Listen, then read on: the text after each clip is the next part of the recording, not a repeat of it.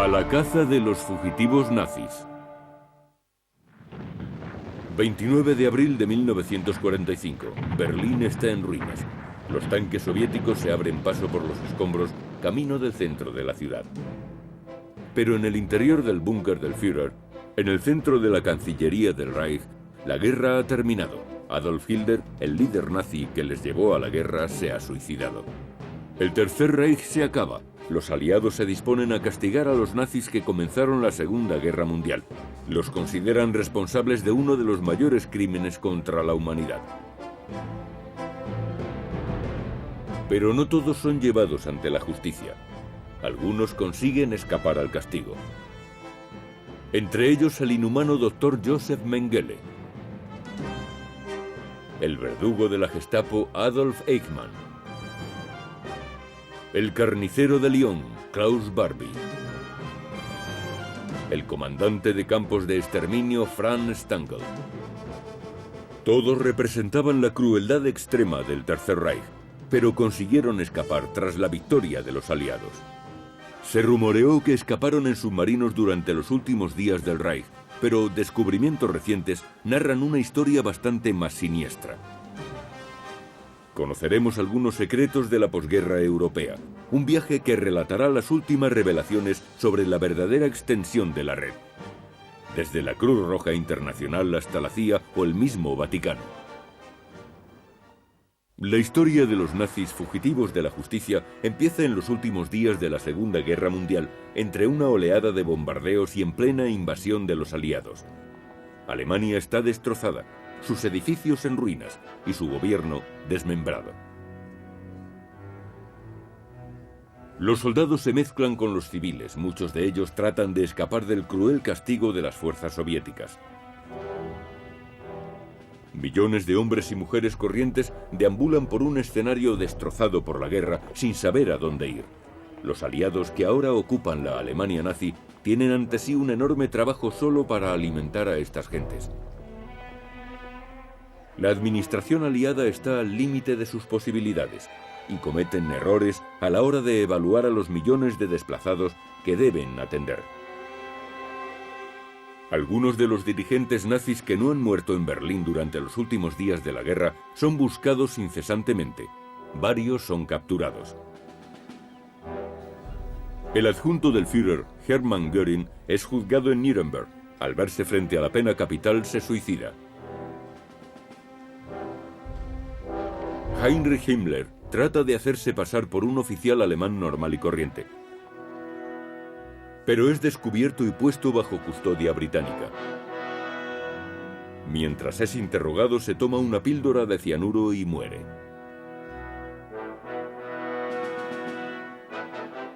Otros altos oficiales nazis consiguen desaparecer fácilmente.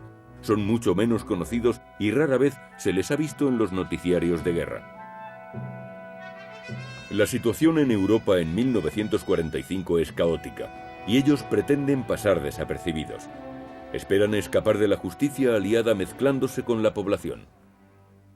Adolf Eichmann es una figura clave en la terrible maquinaria asesina de Hitler.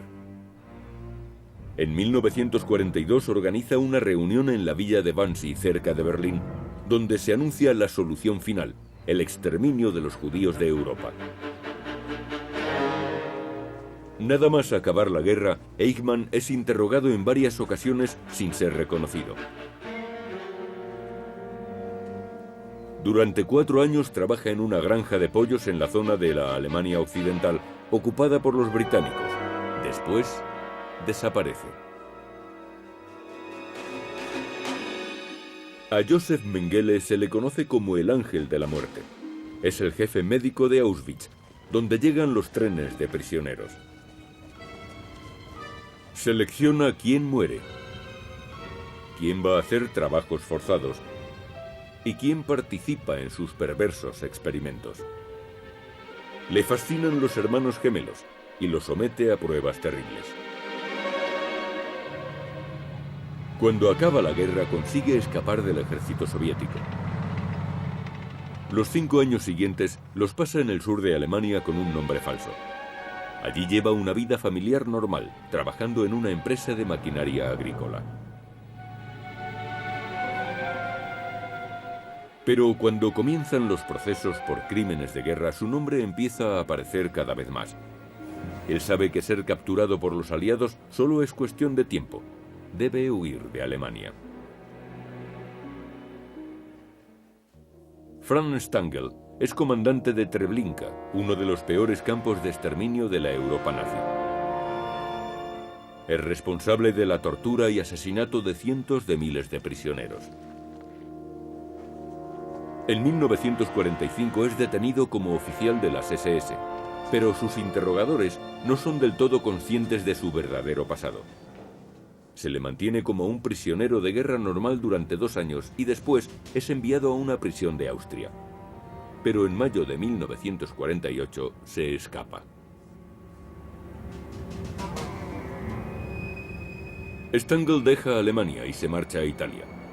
Allí le dicen que un sacerdote católico de Roma ayuda a los oficiales nazis a escapar de los aliados. Stangl decide ir al Vaticano. Por casualidad se encuentra con otro oficial nazi que huye. Este le sugiere que se ponga en contacto con el obispo Alois Udall. Cuando se encuentra con el obispo, este dice a Stangl que sabía que le iba a pedir ayuda. El obispo le proporciona un pasaporte de la Cruz Roja, una identidad falsa y un visado de entrada en Siria. De allí viaja a Brasil.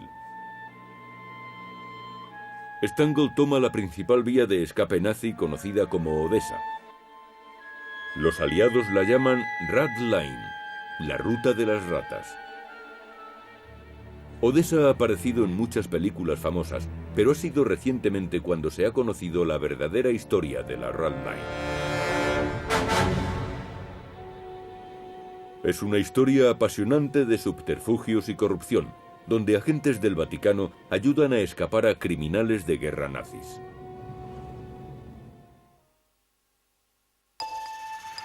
Al acabar la Segunda Guerra Mundial, los altos oficiales nazis intentan evitar que les capturen. Se dijo que algunos utilizaron submarinos para marcharse al extranjero, pero recientemente se ha conocido una ruta para fugarse mucho más siniestra. Sacerdotes católicos ya estaban en relación con altos mandos nazis, criminales de guerra, antes de que esta terminase.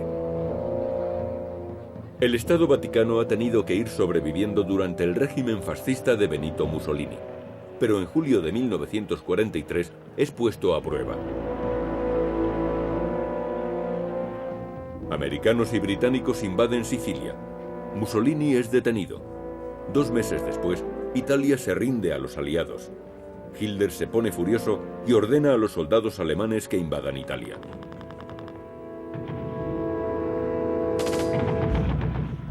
Se desata la violencia de las SS y se extiende el miedo entre los italianos. Pero no todos los sacerdotes católicos se oponen a la presencia de los nazis. Muchos de ellos son anticomunistas declarados. Apoyan una línea dura contra los partidarios de la izquierda. Algunos apoyan activamente a Hitler. Uno de ellos es el obispo austriaco Alois Udall, rector de un seminario en Roma para sacerdotes alemanes. Además, Udall es un miembro activo del partido nazi. En agosto de 1944, Udall se une a una organización papal creada para atender a los refugiados. Ayuda a estos proporcionándoles documentos de identidad falsos. El objetivo de la organización es ayudar a los judíos y a otras víctimas de la opresión nazi, pero también tiene otros propósitos.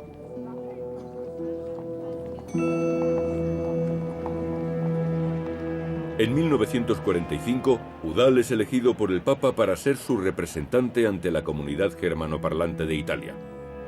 Esto le pone en contacto con muchos altos oficiales nazis que después serán fugitivos de guerra. El más importante de ellos es un hombre llamado Walter Roif, un alto mando de las SS en Italia. Antes de tener ese puesto, Roif ha participado en la persecución de judíos y eslavos en Polonia y Rusia Occidental. Además, es el inventor de la cámara de gas móvil que mata a más de 100.000 personas. Roif contribuye decisivamente a la ocupación alemana de Italia después de su rendición a los aliados. Es un régimen brutal. Cuando el ejército alemán de Italia se rinde en abril de 1945, Roif consigue un pasaporte falso, pero no llega muy lejos. Rápidamente es localizado y arrestado por soldados americanos. Un sacerdote católico le lleva de la prisión a un hospital del ejército americano. Después es puesto en libertad. Más tarde, agentes de la inteligencia americana lo toman bajo su custodia. Lo que hacen entonces es sorprendente. Interrogan a Roif sobre la actividad comunista en el norte de Italia. Le resulta tan útil que le liberan de la cárcel y él vuelve a su apartamento de Milán. Entonces, Roif se pone en contacto con Udall, quien le presenta un arzobispo ferviente anticomunista que le proporciona dinero y un pasaporte de la Cruz Roja para Siria. Pero en vez de huir, Roif vuelve a Milán para organizar con Udall una ruta de fuga para los nazis. Ambos son ayudados por un colega de las SS que ha hecho una fortuna falsificando billetes. Este dinero ayuda a financiar las fugas. La red secreta de Roif y Udall traslada en barcos a los criminales nazis desde Génova a Oriente Próximo o Sudamérica. El origen de la Rat Line está en el sur del Tirol, cerca de Murano, Italia. Allí, una de las casas francas que acogía fugitivos alemanes era Scholz Ramez. Un antiguo cazador de nazis describe lo que ocurría allí. Era el cuartel general para trasladar a los nazis desde Alemania y Austria hasta Italia. También era el centro de lavado de dinero. Las SS habían utilizado a falsificadores y grabadores judíos para hacer millones de libras británicas y dólares americanos falsos. Después fueron depositando el dinero falso en los bancos del Tercer Reich y cogiendo las reservas extranjeras verdaderas para llevarlas a Roma. Ese fue el origen de la oleada de capital nazi. La organización se llamaba Odessa y no estaba relacionada con la ciudad rusa, sino que era un acrónimo de la organización SS Angehörigen, formada por antiguos miembros de las SS. Uno de los personajes más infames que usó esa ruta fue Adolf Eichmann. En el verano de 1950, abandona finalmente su identidad de criador de pollos y huye de Alemania.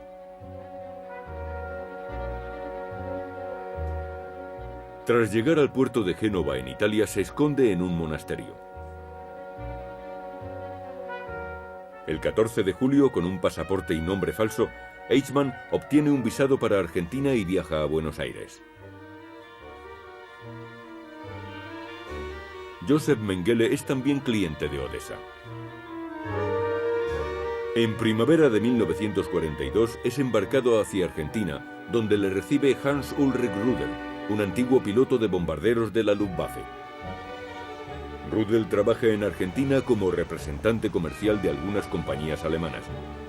Uno de sus clientes es la empresa de maquinaria agrícola de Mengele.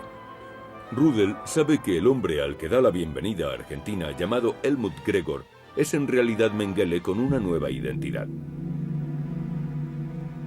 Walter Roif consigue su propio pasaporte falso para escapar. Durante algún tiempo vive en Siria, donde Odessa tiene algunas casas francas. Siria es uno de los destinos favoritos de los fugitivos nazis tras su derrota con Israel en la guerra de 1948. Desde Siria, Roif viaja después a Chile. Sudamérica es el destino final de muchos de los criminales nazis. Algunos de los regímenes sudamericanos simpatizan con los nazis porque su ideología es también totalmente anticomunista. Por estos países hay dispersas muchas comunidades de inmigrantes alemanes. Antes de la guerra, los nazis establecieron vínculos con estas comunidades y les enviaron barcos en misiones de buena voluntad, lo que hizo sospechar a la inteligencia estadounidense. El FBI recibe una autorización especial para operar fuera del territorio de los Estados Unidos y vigilar a algunos de estos inmigrantes alemanes. Después de la guerra, estas comunidades ayudan a los nazis a desaparecer bajo una nueva identidad alemana. El político argentino Juan Domingo Perón es uno de los que se muestra especialmente afable con los fugitivos nazis. Forma parte del gobierno militar de Argentina durante la Segunda Guerra Mundial y más tarde es presidente durante 9 años. Se cree que Perón recibe grandes sumas de dinero a cambio de permitir que los nazis permanezcan en su país. Tanto él como la embajada alemana en Buenos Aires se convierten en los principales aliados de la red Odessa en Sudamérica.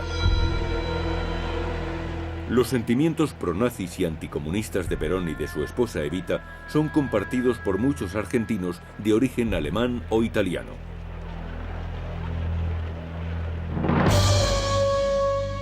En este suburbio de Buenos Aires, Joseph Mengele vive tranquilamente e incluso aparece inscrito con su propio nombre en la guía telefónica de Buenos Aires.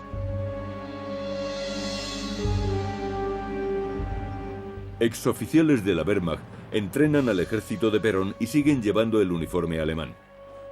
Además, técnicos alemanes trabajan en muchas industrias de Argentina. Pero esas actividades no pasan desapercibidas para los aliados.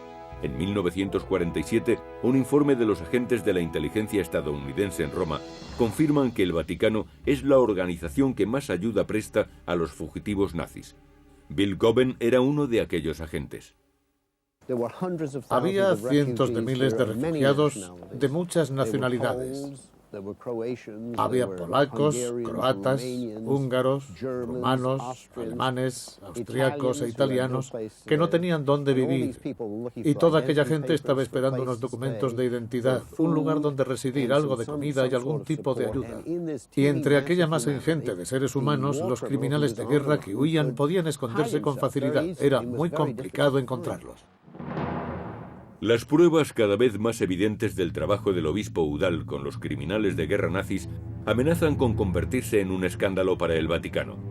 En 1952 es obligado a dimitir, pero eso no supone el fin de las implicaciones vaticanas. Se dice también que los curas católicos organizan la fuga de importantes colaboradores alemanes de otras nacionalidades. Uno de ellos es Ante Pavelić, líder de Croacia durante la ocupación nazi en la Segunda Guerra Mundial.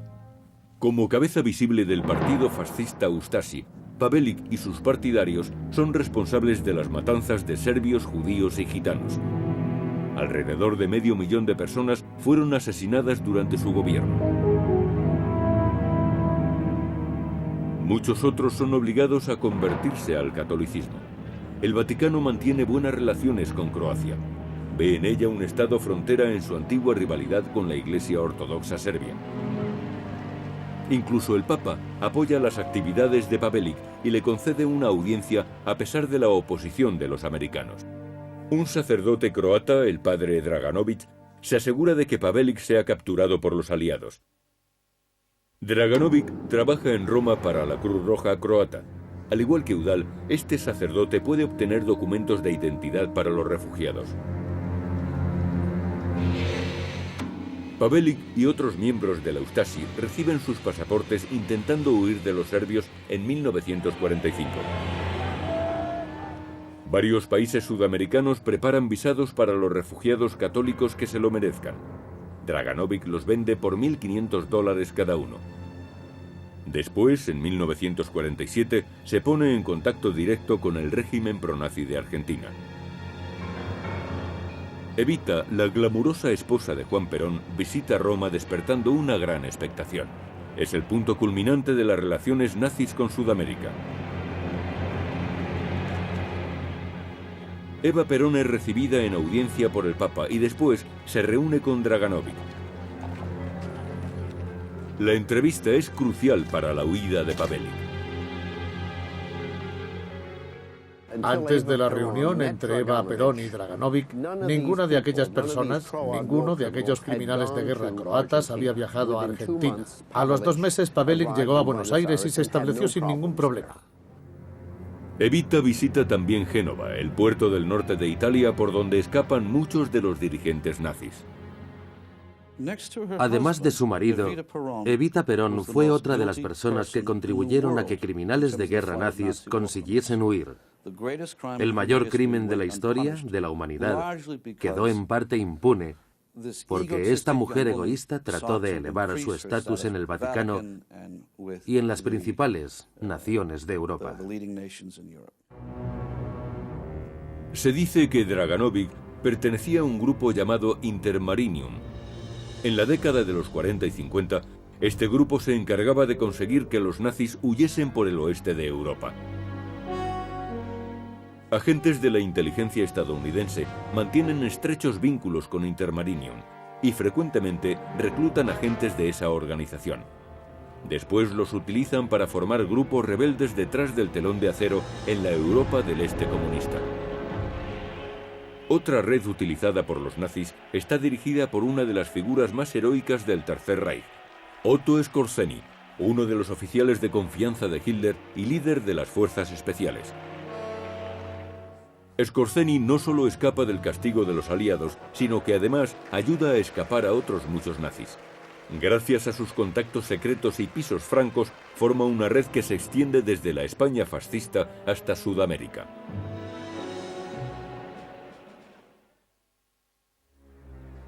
Otto Skorzeny estaba considerado por los aliados como uno de los fugitivos más peligrosos de Europa. En septiembre de 1943, su fama creció al liderar una arriesgada misión para rescatar a Mussolini.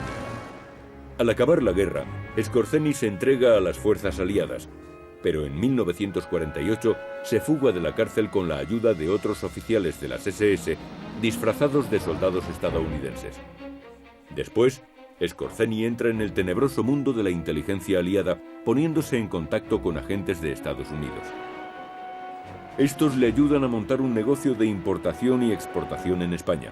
Francisco Franco, jefe del gobierno fascista, simpatiza con los nazis.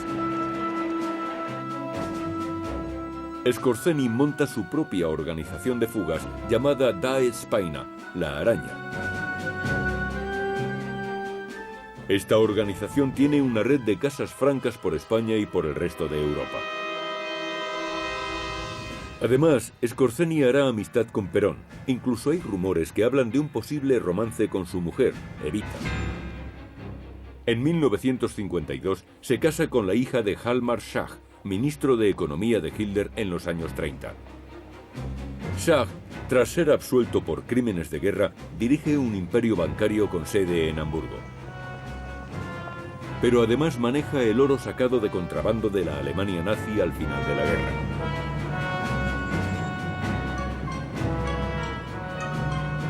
Skorzeny consigue escapar de la justicia.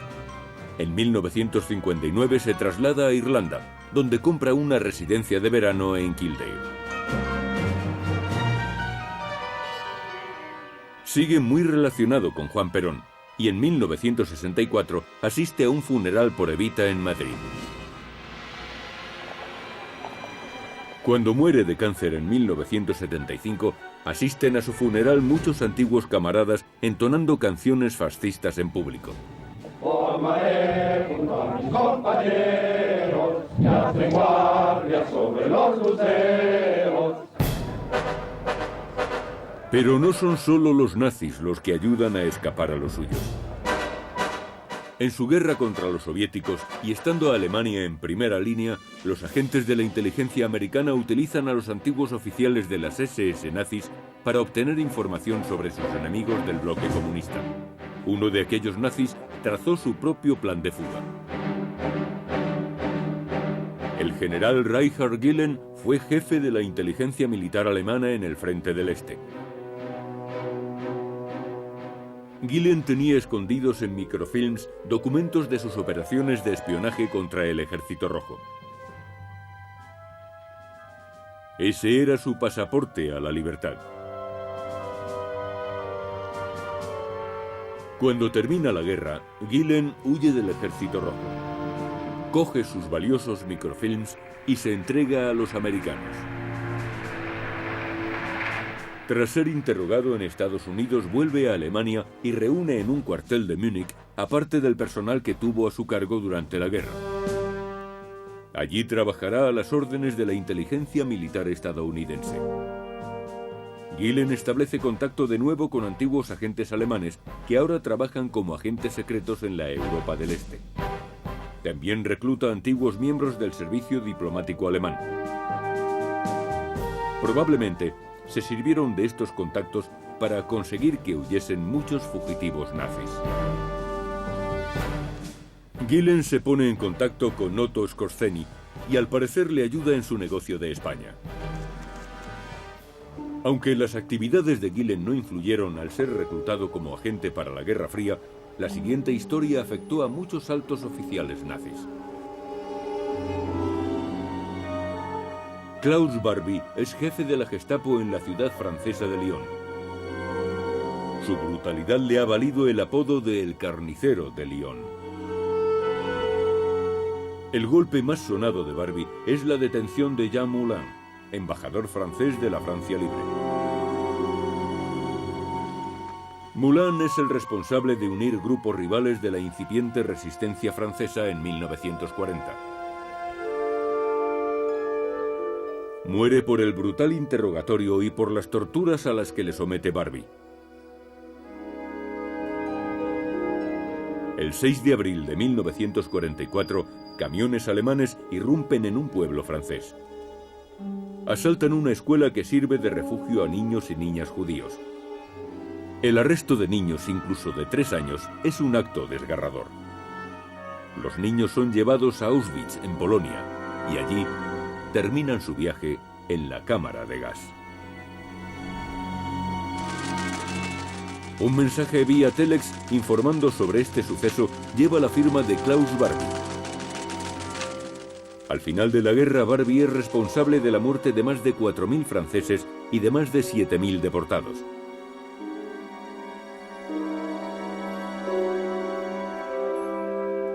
Es uno de los mayores criminales de guerra. Se le busca por los asesinatos y torturas de Lyon. Pero Barbie ha desaparecido. Huye a Alemania y se esconde durante los caóticos años de la posguerra. Los agentes que le ayudan a escapar son americanos. Este es uno de los episodios más oscuros de la caza de fugitivos nazis. Klaus Barbie, el carnicero de Lyon, es el responsable de la muerte de miles de hombres y mujeres franceses. Pero en 1945 no se enfrenta a la justicia. Barbie ha escapado, pero no ayudado por sus compañeros nazis, sino por agentes de la inteligencia americana. Cuando las relaciones entre la Unión Soviética y los aliados occidentales empeoran, los conocimientos de los exoficiales de la Gestapo se vuelven útiles. Al comenzar la Guerra Fría, Barbie trabaja para la inteligencia americana en Alemania Occidental. Durante los primeros años de posguerra en Europa, hay una evidente corriente política contra todo lo relacionado con el nazismo o el fascismo. Los Estados Unidos temen que muchos países europeos elijan gobiernos de extrema izquierda. La inteligencia americana necesita la ayuda de Barbie para obtener información sobre los agentes comunistas en Europa. Lo instalan en una confortable casa de Habsburgo. Hay algunos intentos de interrogarle sobre su pasado, pero sus conocimientos influyen en la decisión de no castigarle. En 1948, Rusia bloquea Berlín Occidental. El mundo está al borde de una confrontación armada. Barbie sigue siendo útil. El mayor Eugene Kolb, agente de inteligencia, prefirió no tener en cuenta su pasado. Lo único que sabíamos sobre Barbie y lo que nos interesaba de él era que había sido oficial de la Gestapo, y eso era muy embarazoso. Primero, sencillamente, por la degradación que conllevaba haber pertenecido a este cuerpo. En segundo lugar, era una clara violación de la categoría de arresto automático. Y la categoría de arresto automático aún era obligatoria. Tenía que haber sido arrestado y no lo fue. Pero nosotros no teníamos realmente ninguna información de que hubiera sido un criminal de guerra. Y considerando la gran utilidad que tenía para nuestra agencia, no tuvimos, por así decirlo, muchos remordimientos de conciencia. Pero al enterarse los franceses que Barbie está trabajando para los americanos, se ponen furiosos y piden su extradición. Su trabajo resulta embarazoso para el gobierno de Estados Unidos, pero se resisten a entregarle a las autoridades francesas. Temen que sus conocimientos sobre los servicios secretos americanos puedan filtrarse a agentes comunistas. En lugar de entregarle, Estados Unidos le ofrece una oportunidad para huir, y Barbie utiliza la Ral Line nazi del sur de Alemania hasta Génova. Después por barco viaja a Sudamérica. Jim Milano dirigió esta operación. Todo aquel que traspasaba la línea roja era acompañado al barco por un miembro de nuestra organización. Normalmente se les disfrazaba con un uniforme de soldado norteamericano, aunque también se les vestía para hacerles pasar por un hombre de negocios. Les buscábamos ropa, había que planificar la operación y también asesorarles. Antes de partir iban a una de nuestras casas francas y eran entrenados sobre lo que debían decir y cómo actuar. Barbie recibe $5.000 y un nuevo nombre, Klaus Altman. Se instala con su familia en La Paz, Bolivia. Allí se convierte en un adinerado hombre de negocios. Gracias a su experiencia durante la guerra, asesora a los regímenes militares de la región. Parece que Barbie, así como Eichmann, Mengele y Stangl, van a escapar de la justicia aliada. Pero hay mucha gente que no está dispuesta a aceptarlo. Para ellos, la reducción de la pena o castigo es inaceptable. Estos son los cazadores de nazis. Simon Wiesenthal es una de sus figuras más representativas. Este judío austriaco escapa de la muerte en los campos de concentración. Por eso decide dedicar su vida a perseguir y detener a los fugitivos nazis. No todos comparten su creencia en la organización Odessa, pero él les va a demostrar que están equivocados. Adolf Eichmann es el primer fugitivo nazi que siente su ira. Eichmann es uno de los responsables directos del asesinato de millones de judíos. Wiesenthal ve su firma en innumerables documentos de muerte tramitados por las SS. Él es uno de los primeros de su lista de los nazis más buscados. Pero ¿cómo atraparlo? Eichmann ha tomado la ruta Odessa hasta Argentina y no hay manera de que el gobierno argentino acceda a su extradición. A principios de 1960, el servicio secreto israelí envía a sus agentes a Buenos Aires. Espían la casa de Eichmann durante semanas. Mientras espera el autobús, 4 hombres lo meten en un coche. Eichmann protesta, dice que se han equivocado de hombre, pero los agentes comprueban su ficha médica. Finalmente averiguan que fue oficial de las SS. Tienen al fugitivo que buscaban. Eichmann es conducido al aeropuerto de Buenos Aires y es embarcado a la fuerza en un vuelo de la El Al. En 1961, Eichmann es juzgado en Israel. Después de un proceso de 8 meses, es declarado culpable y sentenciado a muerte. El siguiente en la lista de los fugitivos nazis más buscados es Josef Mengele. Mengele era médico en Auschwitz.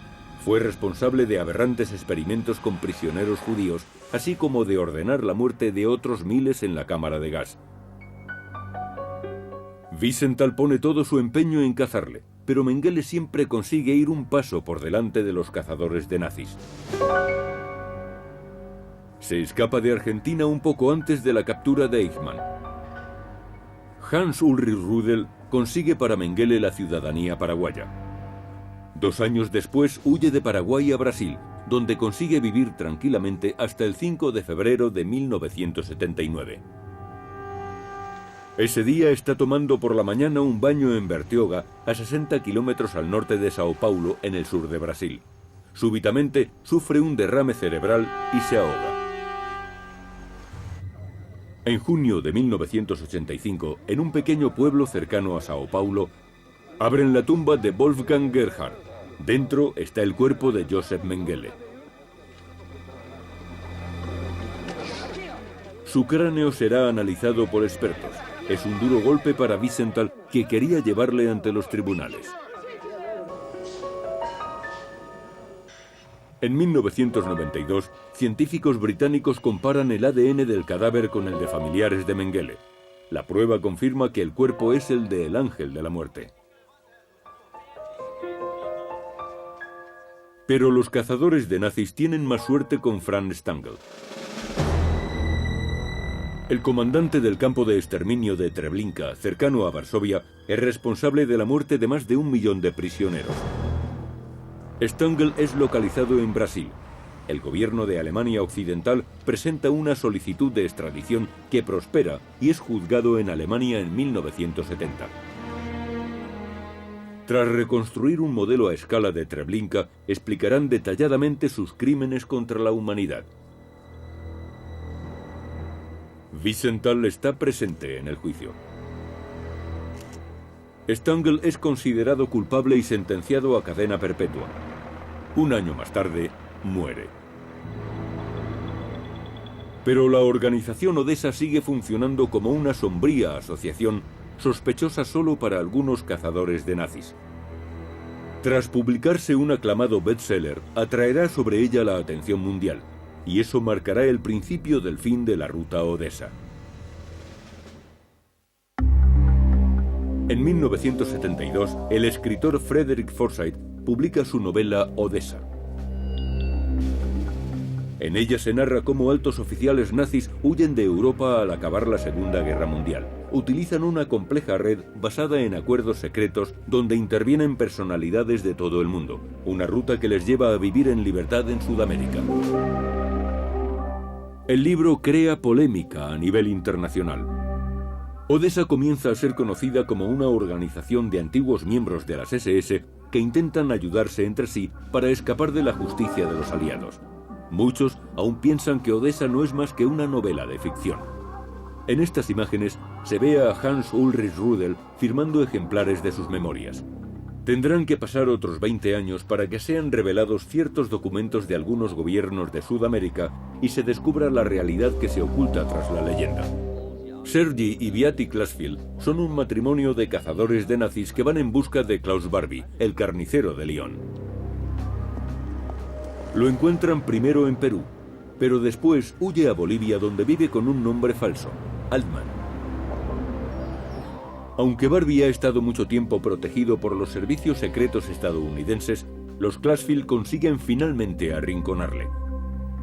En una entrevista televisiva en 1972, niega ser Klaus Barbie y niega conocer a su víctima más famosa.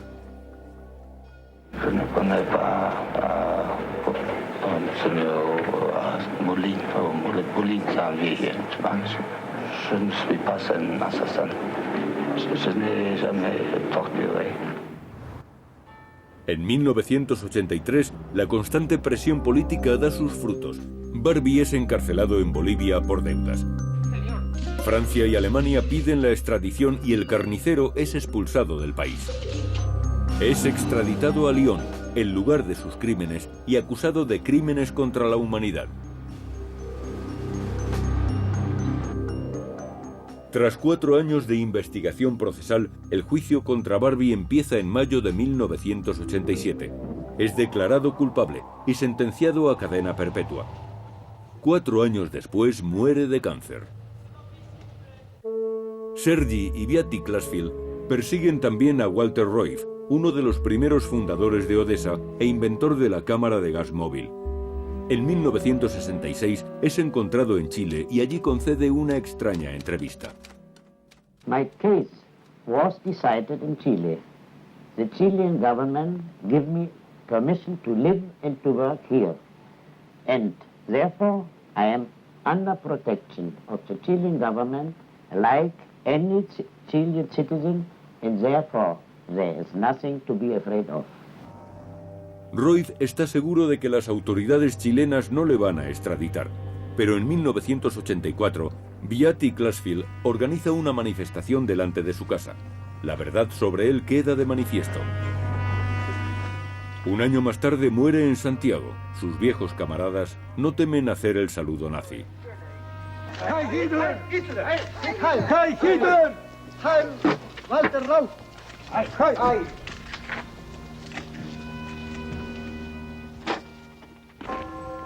Muchos de los oficiales nazis que creían haber escapado a la justicia son finalmente capturados o están ya muertos. En 1992 se descubren ciertos documentos que demuestran la existencia de Odessa. Ese año, Carlos Menem, presidente de Argentina, ordena al gobierno y a las instituciones públicas que se desclasifiquen sus archivos sobre los nazis. Son entregados al Departamento de Archivos Nacionales de Buenos Aires para que sean expuestos públicamente. Estos archivos descubren una extensa red europea en la que el Vaticano, oficiales corruptos de la Cruz Roja y miembros de los gobiernos de España e Italia, simpatizantes de los nazis, ayudaron a protegerlos para que estos criminales de guerra pudiesen escapar de la justicia. Finalmente, se demuestra que la historia sobre Odessa es cierta. Es una revelación sombría e intranquilizadora. Beatriz Gurevich es una historiadora argentina contratada por organizaciones judías para investigar los archivos desclasificados recientemente. El dossier de Mengele revela que entró en Argentina en 1949 usando para el viaje una documentación a nombre de Gregor Helmuth emitida por la Cruz Roja. Cuando Gurevich trata de seguir investigando, choca contra un muro. Algunos ministros argentinos se niegan a reclamar los documentos que están en el extranjero, alegando que el transporte resulta demasiado caro. Después de algún tiempo, me dijeron que no podía acceder a ellos porque el ministro de Exteriores había dicho que no tenía presupuesto. Ignoro si el ministro dijo eso porque a veces, en Argentina, la burocracia es muy regresiva. En julio de 1994, la investigación sobre los nazis en Argentina por parte de los judíos da un giro dramático. En Buenos Aires, una potente bomba destruye un edificio que alberga la sede de organizaciones judías. 86 personas mueren en la explosión. Al principio, se sospecha del extremismo islamista, pero algunas fuentes apuntan a personalidades de la política argentina que tal vez participaron en la huida de los antiguos criminales de guerra nazis. El mensaje es claro: no sigan investigando. Muchos judíos argentinos piensan que lo mejor es olvidar el pasado, pero Gurevich continúa su lucha. Creo que aquel terrible atentado terrorista marcó un hito. Pienso que algunos judíos argentinos se asustaron. Los ideólogos antisemitas en Argentina opinan que es mejor no remover el pasado ya que puede resultar peligroso. Por eso muchos prefieren no hacer nada.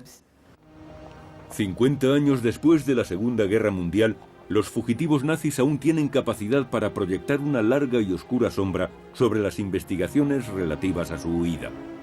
Todavía hoy hay temor y controversia en la comunidad judía.